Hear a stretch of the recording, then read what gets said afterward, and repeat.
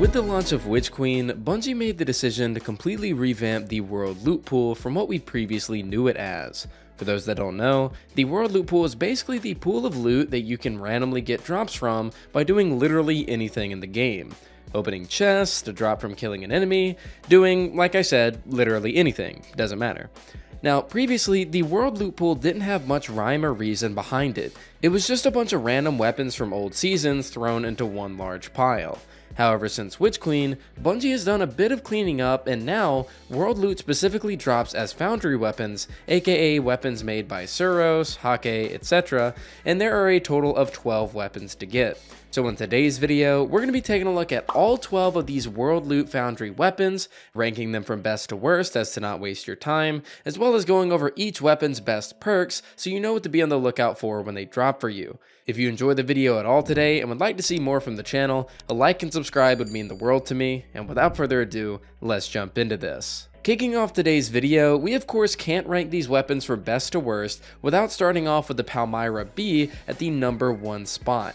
This precision frame rocket launcher took the game by storm when players learned not only the perks that came with it, but also the fact that it is indeed craftable.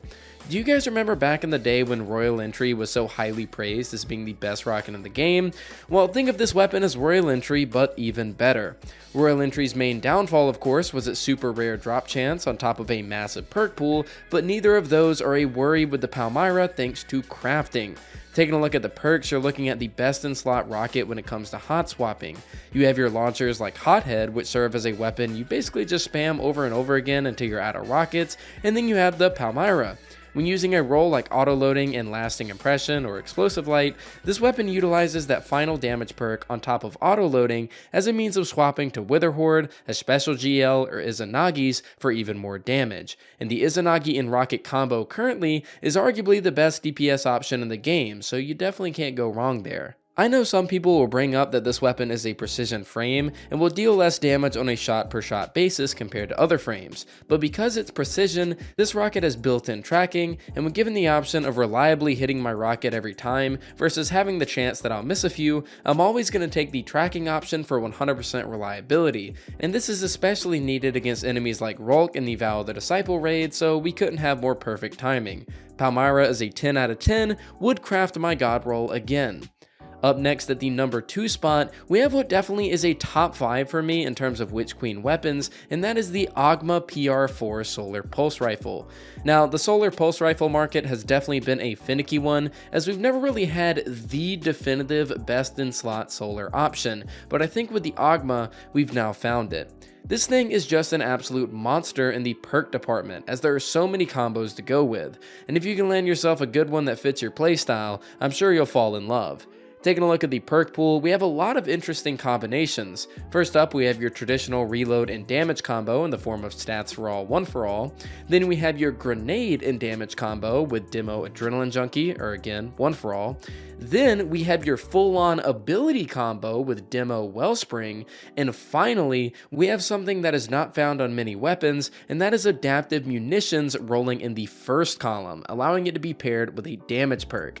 And I'm gonna be honest, I think adaptive munitions does a fine job at what it says, basically making your gun able to break all elements, even in match game content, but I've never liked it because it removes damage potential from your weapon, but not on the OGMA. This pulse is an absolute dream for me as a player because there's just so much to love here thanks to the crazy variety that comes with this weapon. Not to mention Amalan being my favorite weapon foundry, I'm just a massive fan of this weapon, and with Unstopped Pulse being a mod this season, I hope you become one as well. Now moving on from OGMA, here at number 3 we have the 𝗿𝗏𝗡𝗍𝗏 SMG, the FUNNELWEB. This weapon is probably one of the most hyped legendaries of the 𝗏𝗏𝗡 expansion simply because it looks and sounds like Recluse while also having the ability to shred ads in a similar efficiency. Now I do think that content creators and people alike have been overhyping this thing into the stratosphere, but regardless of that, it's still a great weapon overall. Mainly, people's love for FUNNELWEB comes in the form of build crafting around volatile rounds, which can be utilized either through the artifact mod this season, 𝗷𝗏𝗚𝗍, or the fragment associated with the Void subclasses. When active, volatile rounds basically turn enemies you fire at into ticking time bombs of AoE and can effectively turn any regular primary into a monster. Due to FUNNELWEB being an SMG and SMGs generally being bad in master content, I didn't want to give this weapon higher than top 3, but thanks to the origin trait of this weapon, which is like a soft version of subsistence, and the perks that come with it, it's definitely deserving of the 3rd spot simply by what it can do inside casual and normal in-game content. Taking a look at the perks, in the first column we have perpetual motion and subsistence, and although I highly recommend subsistence here if possible, with this weapon not being craftable and not everybody being able to get a perfect roll, perpetual motion will do just fine here as a substitute. In the second column, we have a choice between Adrenaline Junkie as well as Frenzy, and there are cases to be made for both here in regards to what you want to run. Adrenaline Junkie is definitely going to go up in value next season, as Volatile Flow will no longer be a mod, and you'll have to rely purely on grenades to proc volatile rounds. Meanwhile, Frenzy isn't a bad option either, as you won't have to worry about ramping up stacks of damage or losing those stacks quickly, while also benefiting from a really nice reload buff while the perk is active. My personal god roll, while I don't have it yet, the one I want is Subsistence Frenzy, as Frenzy will allow me to spec into a range-based magazine for decreasing damage drop-off instead of a reload-based one thanks to the built-in reload speed it has. FUNNELWEB is a great weapon all things considered, but its main appeal comes from the element more than anything. I felt this firsthand during my 24-hour completion of 𝗷𝗚𝗚𝗏, where I used a very much not god-rolled version of Gnawing Hunger as my primary, and thanks to volatile rounds, I was just absolutely demolishing everything regardless. FUNNELWEB can stand on its own though, make no mistake of that, and that's why it's in the top 3. Up next from FUNNELWEB, we have what many could argue is the best in slot kinetic auto rifle, and that is the KRAIT. This weapon is a 720 RPM stasis viced auto rifle that comes with a damn fine perk selection, and of course what I think is the best origin trait on Foundry weapons, the Vice Stinger that we talked about earlier with FUNNELWEB. Taking a look at the perks, in the first column we have the options of Overflow, Stats for All, and finally Subsistence, with the final column featuring Headstone, One for All, and even Vorpal Weapon. Now I know this is personal preference, but 720s are the best feeling autos in the game for me, and that combined with this weapon's stasis energy, amazing perks, and best in slot range stat at 40, it makes me absolutely adore this thing. I got a god roll of KRAIT very early on through my playthrough of Witch Queen's campaign, and almost never took it off. Arguments can be made on whether this is better than Last Breath or Duty Bound for the kinetic slot, but one thing is for damn sure, this is a phenomenal weapon overall with some of the best perk selection you could ask for on an auto, on top of it being stasis element at that. Moving on from KRAIT, we have our number 5 pick for the video, and that is the Kantata57 Arc Hand Cannon. I'm going to make this fairly quick because there isn't much to say, but Kantata is pretty much the best in slot when it comes to arc hand cannons. With single shot weapons like hand cannons and scouts, their god rolls don't ever stray too far from the path of what their foundational bread and butter is, and that bread and butter is usually going to be Rapid Hit followed up by a payload perk. In this case, Rapid Hit and Timed Payload is going to be your god roll, with Timed Payload actually providing 1% extra damage per shot compared to Explosive Payload. So there's that. This perk combo works so well because Rapid Hit is always proccing due to these kinds of weapons being ones that you don't really shoot the body of enemies with, and a payload perk is great because it's just a flat damage boost across the board with nothing else required to proc it. Keep your eyes peeled for a good Kantata, as you might use one as your unstop weapon of choice once GMs drop this season. Up next, here at the halfway mark for the video, we have probably one of the most dominant adaptive frame snipers in the game, and that is the 𝗵𝗡55 Suros Sniper. This sniper comes in the energy slot and can pack some serious damage inside of DPS scenarios, even in the game right now. I can only imagine how effective it'll be if Bungie ever decides to buff snipers in the near future. This weapon will roll 5 in the mag when equipping a Pended Mag, and can get the perk combination of 4th times the charm in the first column, and you can pair that with Focus Fury or Firing Line in the second. If you ever find yourself in a DPS scenario where you need snipers, I can't think of a much better option than this right here. Fugue may very well become a big part of the meta in the future if Bungie does some tweaking to the PvE sandbox, so just keep that in mind next time the sniper drops for you. Here at the number 7 spot, I'm actually featuring a weapon that I previously had lower on the list, but after using it, it definitely grew on me more than I was expecting, and that is the PERSES-D Scout Rifle. This weapon is a high impact frame of all things, as well as a stasis element 𝗁𝗏 Scout. I don't know, man. I usually look for 200 RPM or rapid fire archetypes when it comes to choosing my scouts, but this one genuinely felt pretty crispy to me despite having such a slow RPM. I did make sure to keep it fairly low on the list, however, because I won't be able to deduce my true feelings for the weapon until GMs roll around. But with a perk set like Rapid Hit and Explosive Payload, you literally can't go wrong. Of course, you also have the Stats for All and One for All roll, which might feel a bit clunky due to the RPM, as well as your usual headstone in the final column that we're used to seeing on stasis weapons.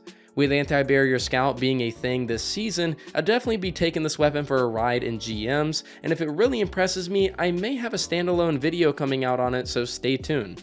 For now though, it's definitely a more than passable scout, and you might enjoy a shift in RPM like myself, so I suggest giving it a go if you ever get the chance. Up next from the PERSES-D, we have yet another stasis weapon for the video, and that is the 𝗁𝗵𝗱𝗡 Adaptive Pulse. Now, I genuinely don't have much to say about this weapon, other than the fact that it's stasis, so in casual content you can run the usual outlaw headstone roll as seen on this weapon, but aside from that, I can say that this weapon is definitely a contender for being a staple option in the kinetic slot for pulses, depending on your taste on the archetype. To be honest, I don't really like many kinetic pulses in the game right now when it comes to master content, maybe aside from Sacred Providence, and Syncopation doesn't have the worst role for that kind of content either with something like Outlaw and Frenzy. One thing of note is that this weapon is craftable too, so enhanced perks are definitely on the table. Adaptive frames aren't really my favorites. I much prefer lightweights, aggressive burst, and rapid fires, but this pulse honestly doesn't feel all that bad, and since it's in a slot with not too much competition, it could very well be a decent pick when loading up a master raid or GM, especially if you're on a stasis subclass. Moving on and finally getting away from stasis weapons, let's talk about a void weapon that a few of my fusion bros might enjoy quite a bit this season, and that is the SNORRI FR5, and let me go ahead and say, you shouldn't be snoring on this weapon.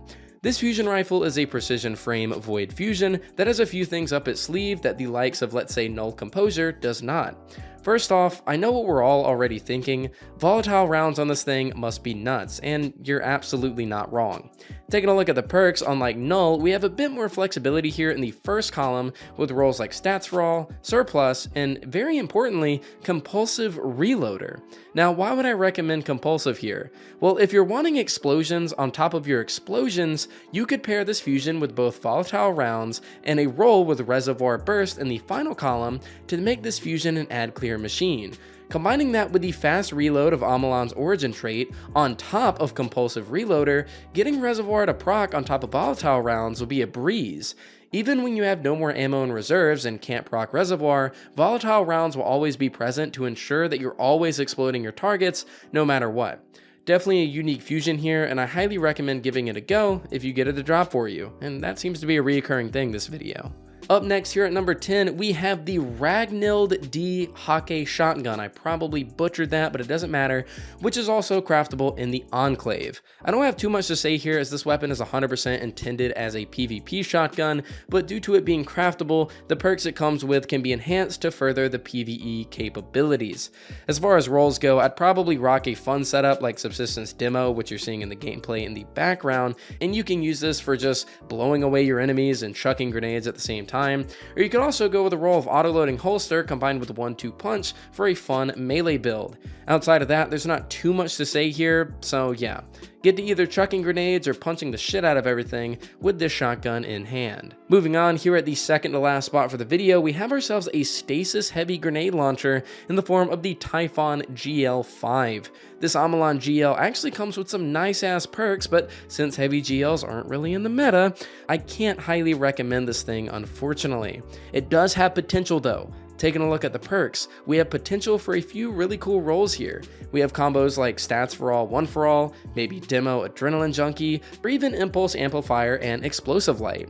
This grenade launcher definitely packs heat in the perk department and could potentially be great in the future. I could see players utilizing Font of Might, seeing as this is a stasis GL, and kind of combining that with Explosive Light and with Impulse Amplifier to maybe get some crazy DPS out of this thing, but I'm not exactly sure what those numbers would look like or how they would be able to compare to something like Izanagi Rocket, but this thing does have massive potential in the future, so honestly, I might would hold one in your vault. Alright, listen, we're finally at the last weapon of the video, and I've been waiting to talk about this sidearm for so long now, because I literally just need to rant to you guys. Here at the final spot of the video, number 12, we have the Redback 5 SI sidearm.